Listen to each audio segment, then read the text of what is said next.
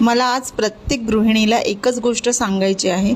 तुम्ही कितीही एज्युकेटेड असाल, MBA, इंजिनियर किंवा ग्रॅज्युएट, पण लग्न, मूल आणि घरातल्या जबाबदाऱ्यांमुळे कधीतरी स्वतःला विसरून गेलात का?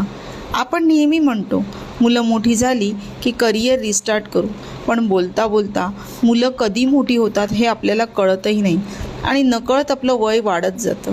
आपल्याबरोबरच्या मैत्रिणी पुढे जातात आणि आपण मात्र अजूनही स्वतःसाठी एक निर्णय घ्यायला विचार करत राहतो.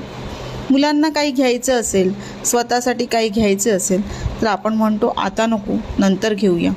कोणतीही गोष्ट करताना सेल्फ डाऊटमध्येच अडकून बसतो. मला जमेल का? 4 लोक काय म्हणतील? माझं तर करिअर गॅप आहे, असा विचार करून अनेक दिवस, महिने आणि वर्ष देखील वाया घालवतो. पण एक दिवस मला जाणवलं, डिग्री महत्त्वाची आहे, पण आजच्या काळात स्किल देखील तितक्याच